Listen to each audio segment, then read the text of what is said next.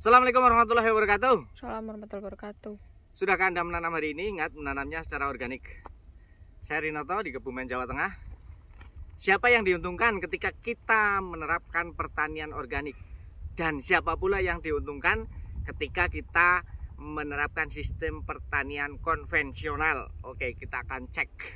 Kita sementara akan memasukkan bahan organik, kotoran kambing yang sudah lama, meskipun ada beberapa yang masih merintil-merintil,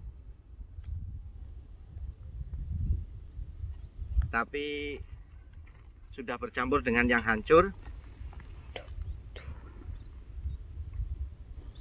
Ya,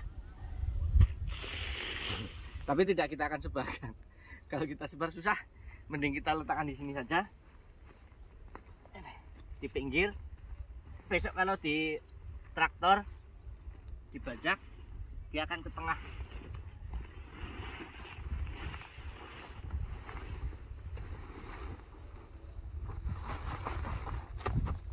Oke, teruskan, kita teruskan.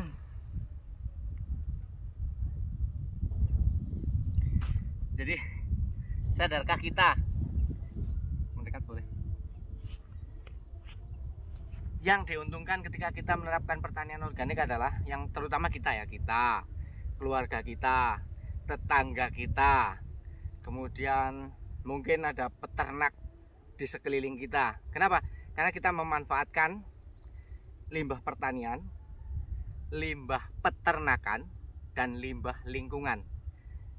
Kita mungkin tidak bisa seterusnya gratis ya ini ya, dari tetangga, peternak.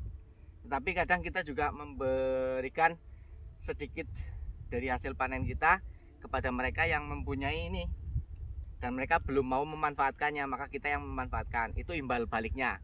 Kemudian apa?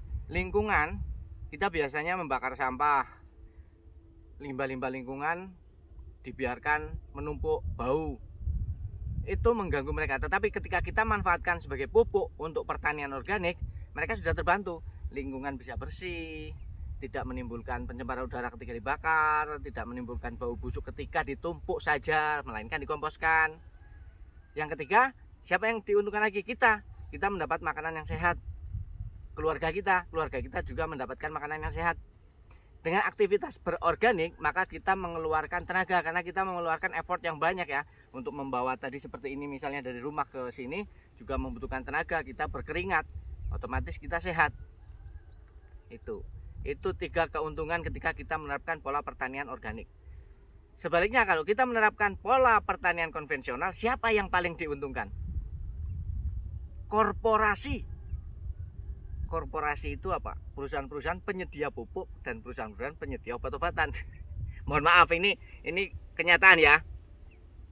Kita pupuk membeli, siapa yang untung? Perusahaan. Kita obat-obatan membeli, siapa yang untung? Perusahaan. Kalau pertanian organik, pupuk kita bisa membuat sendiri dengan biaya yang murah.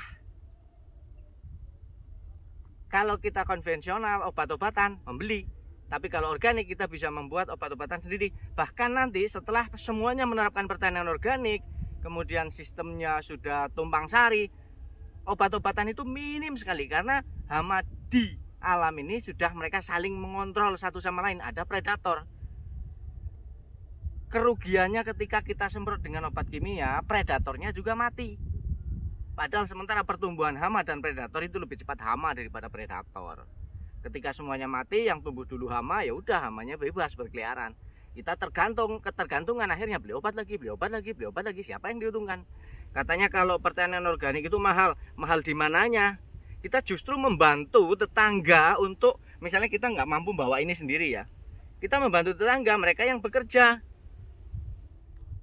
Upah di desa itu lebih murah daripada upah di kota, misalnya kayak korporasi tadi itu lebih murah. Tetangga bisa dapat penghasilan dengan kita menerapkan pola pertanian organik. Kita sehat. Kalau kita konvensional dan juga mungkin sama-sama nyuruh ya, minta tolong tetangga untuk nyemprot gitu ya, kita sudah mengeluarkan kos, kita malah justru ayam di rumah.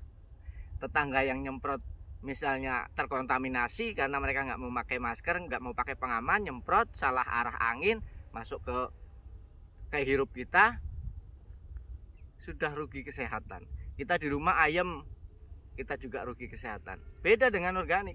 Di rumah kita membuat kompos, kita mengeluarkan keringat. Ketika kompos sudah jadi, kita bawa ke sawah, keringat lagi. Kalau kita bawa ke sawah sendiri nggak mampu, tetangga yang bawa.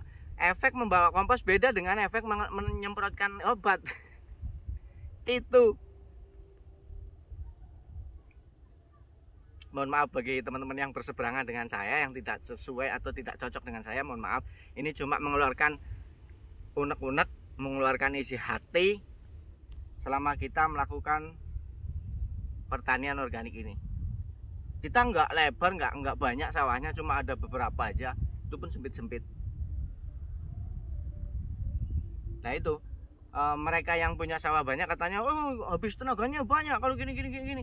Loh, untuk membeli pupuk kimia dan obat-obatan kimia itu sekarang sudah mahal sekali, sudah mahal, barangnya langka lagi.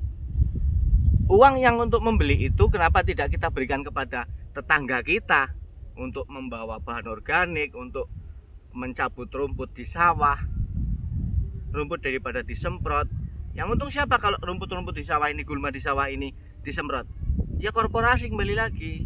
Tetapi kalau kita memberdayakan tetangga kita untuk mencabut rumput di sawah, yang diuntungkan ya tetangga kita. Lahan kita aman dari kimia. Ya mudah-mudahan unek-unek ini, isi hati ini bisa didengar oleh banyak orang dan mulai muncul keinginan untuk merubah sedikit demi sedikit pertanian kita seperti sedia kala, pertanian yang ramah lingkungan, pertanian yang merangkul semua makhluk hidup yang ada di sekitar kita. Semua makhluk hidup, mereka juga butuh makan. Apa yang mereka makan, sebagian makan dari tanaman kita, sebagian makan hama. Karena semua makhluk hidup diciptakan itu ada manfaatnya.